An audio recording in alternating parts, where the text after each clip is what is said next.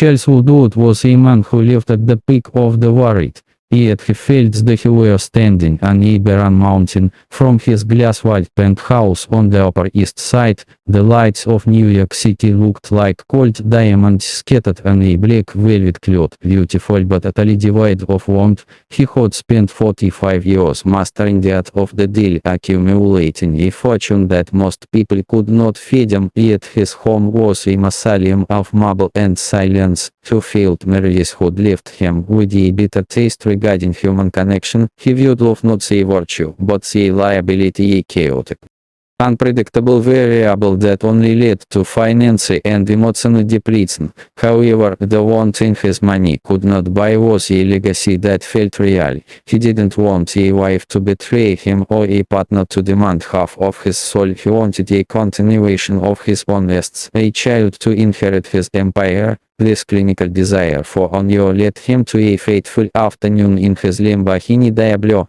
idling near Central Park, where the grid of the city met the opulence of his life. There, through the window of his high-performance machine, his Антуанетте was a ghost of a woman.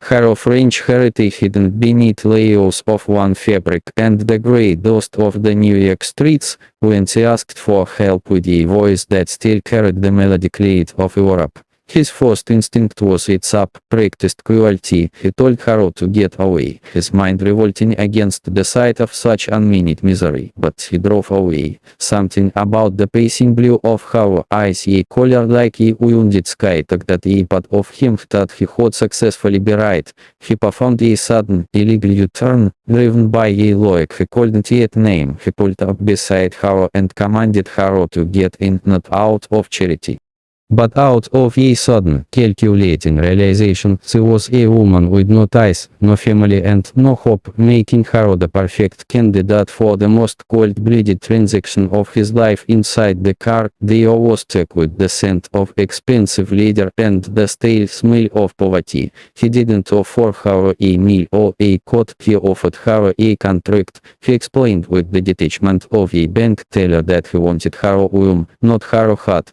He would pay for artificial insemination, cover every medical expense, and provide her with a life-changing sum of money that would allow her to return to France in luxury. All she had to do was give him the child and disappear forever. Антуанетте, stunned by the audacity of the proposal, looked at the man who spoke of human lives if it were a stock option. She saw his armor, his expensive suit, and the profound loneliness he tried to mask with arrogance. She was a woman who had lost everything: her dreams of an American life, her dignity, and her path home. With a heavy sigh of resignation, she realized that this strange cold man was her only escape from the sludge of the streets. She accepted, and they drove toward his mansion. The transformation began when she finally stepped out of a hotbed and into the cloud his staff provided. The homeless woman vanished. In her place stood a radiant, dignified woman whose beauty made Charles's breath catch in his throat,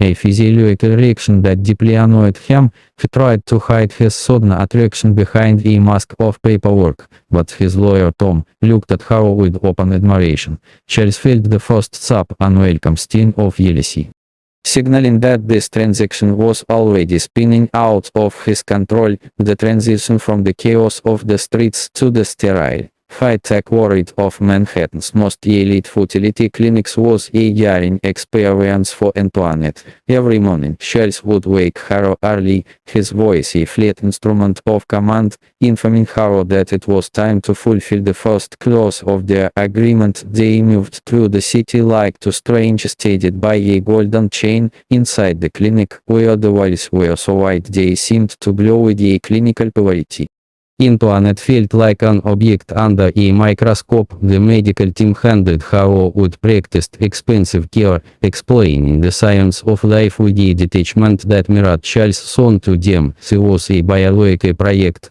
To Charles, she was an investment, but for Антуанетте, the experience was profoundly different. She lay on the examination tables, She began to pray for the life that was being invited into her body. She didn't care about the legalities or the coldness of the father. She felt a burning sense of purpose that transcended the hunger and cold she had endured for years. She decided that this child would be loved, even if it were only for the 9 months it spent within her. Charles, meanwhile, stood by the doors of these rooms, his arms crossed, his face a stony mask of indifference. He believed that by remaining distant, he could protect himself from the emotional fallout he saw felt. He watched the process with the same intensity he applied to a corporate takeover, looking for flaws in the process rather than the humanity of the woman involved. Then came the day that set at his carefully constructed wall of logic. The doctor, a man whose professional veneer usually never cracked, began the ultrasound with a look of growing confusion that turned into a wide, genuine smile. He adjusted the thermometer and pointed to the screen.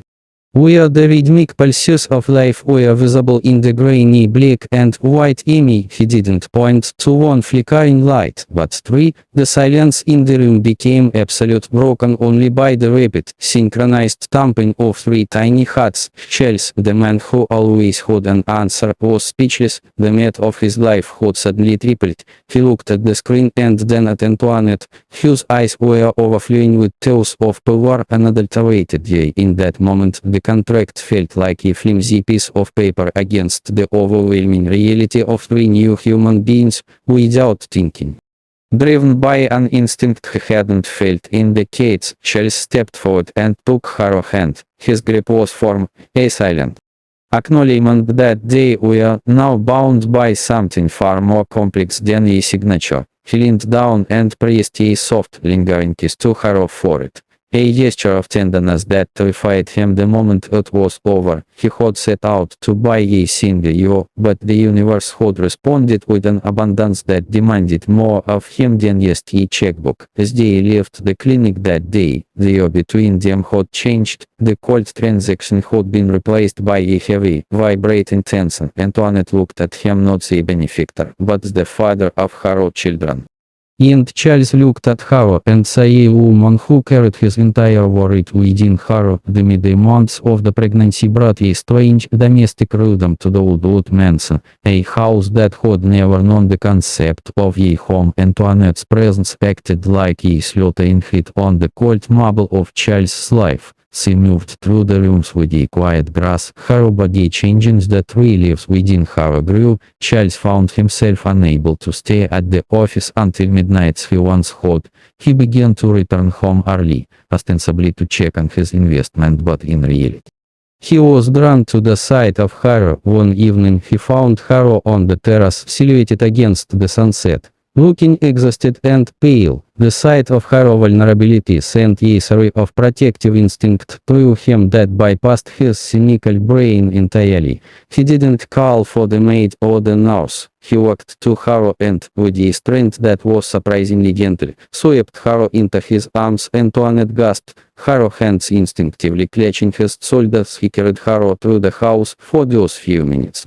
The distance between the billionaire and the beggar vanished. He could feel the warmth of her skin and the weight of the future he had asked her to carry.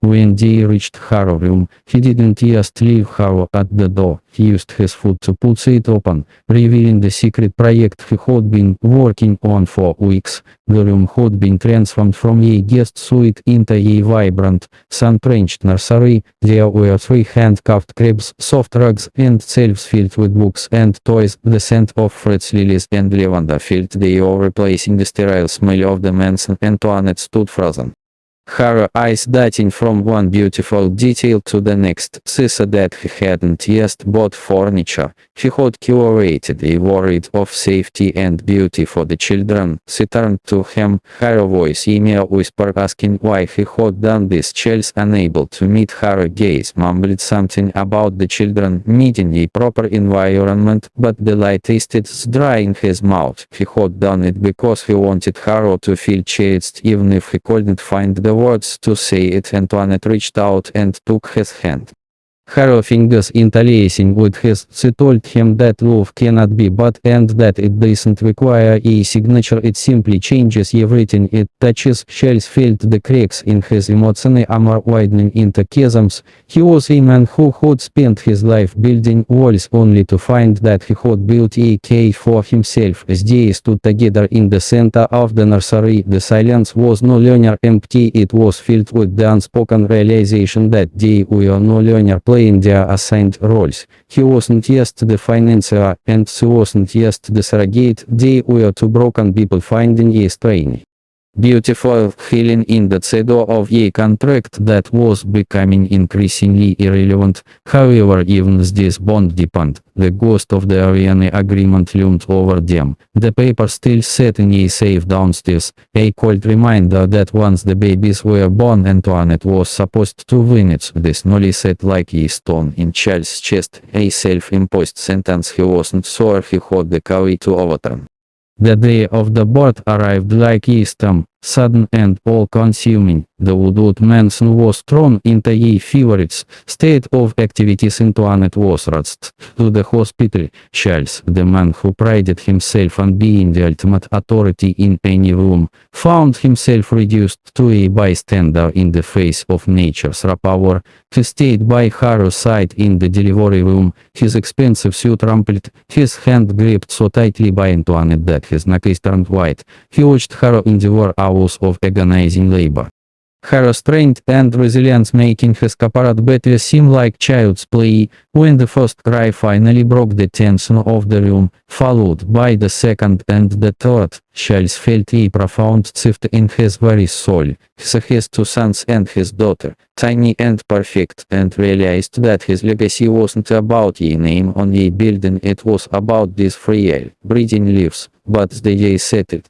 a new shadow entered the room in the form of Tom Francis. Charles's long-time lawyer and friend. Tom had been the one to draft the cold contract, but over the months, he had watched Antoinette with a growing, quiet devotion that Charles had been too self-absorbed to notice. While Charles was paralyzed by his own internal conflicts, Tom acted. He arrived at the hospital not with more paperwork, but with a room full of the most beautiful flowers Antoinette had ever seen. He sat by her bed and spoke to her with a tenderness that Charles had never dared to show Tom, seeing the vulnerability in her eyes and the fear of her impending exile, made a move that was both an act of love and a betrayal of his client. He offered her a different path. He told her that he didn't care about contracts or biological ties. He wanted to give her a home where she was the queen, not a temporary guest. He pulled out a ring and asked her to marry him, promising a life of freedom and respect. Charles, returning to the room with coffee,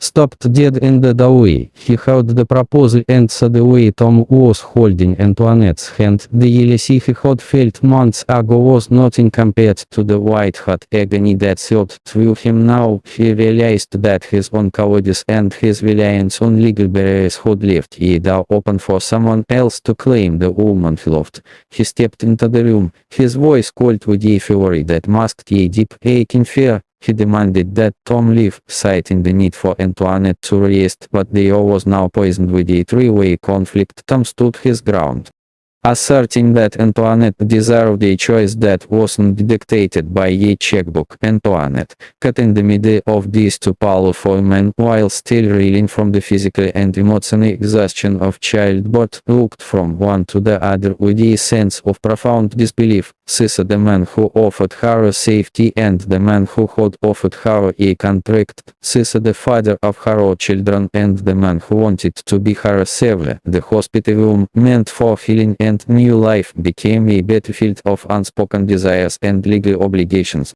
leaving the future of the new family hanging by a precarious thread. 3 months passed, a period defined by the bittersweet agony of Antoinette caring for her children while the clock of her contract ticked towards zero. The mansion was filled with the sounds of crying babies and the soft scent of powder, a domestic paradise that was, for Antoinette, a countdown to execution. She had followed every rule, cared for the infants with a devotion that went beyond anything Charles could have hoped for, but the day of her departure was now a reality. She spent her final morning in the nursery, holding each child one last time, her tears falling onto their soft heads. She felt a physical pain in her chest, a literal breaking of her heart, as she realized she was supposed to walk out the door and never see them again. She packed her small suitcase, the same one she had brought from the streets, refusing to take the millions Charles had deposited in her account. She wanted to live with her dignity, even if she left behind her soul. She walked down the grand staircase. The weight of her grief made every step feel like she was wading through it. She reached the front door, her hand trembling on the cold brass handle, ready to win it back into the world that had once chewed her up and spat her out, but before she could turn the knob, Charles' voice thundered through the hall. He didn't sound like the confident billionaire, he sounded like a man who was drowning. He demanded to know where she was going, and when she reminded him of the 90-day clause he had insisted upon, something in him snapped. He reached into his pocket and pulled out the physical manifestation of his coldness, the contract. With a violent, desperate motion, he began to tear the thick parchment into pieces, the scraps of paper flittering to the floor like autumn leaves. He fell to his knees at her feet, a sight that would have shocked the financier worried. But to Антуанетте it was the only real thing he had ever done. He confessed his absolute stupidity and his paralyzing fear of being hurt again. He told her that he had been a fool to think that money could protect him from the need for a human heart. He didn't ask her to stay for the babies. He asked her to stay for him. He told her that he loved her, a phrase he had buried under decades of cynicism. Антуанетте, looking down at the man who had once treated her like a transaction, felt a wave of relief so powerful it nearly knocked her over. She dropped her suitcase and reached down to touch his face. Her own tears blurring her vision. She told him that she had loved him almost from the start, despite the contract and despite his voice. The transformation was finally complete. The billionaire and the woman from the streets were no longer defined by their pasts or their bank accounts. They were just a man and a woman who had found a way to bridge the impossible gap between them. They were married in a quiet ceremony in the very nursery where their journey had truly begun, with their 3 children witnesses to a love that had survived the coldest of starts. Charles would finally hold his legacy. But it wasn't the one he had planned. It was a life filled with the messy, beautiful, unpredictable warmth of a family, proving that the most important deals in life are the ones where you give everything away and ask for nothing but a heart in return.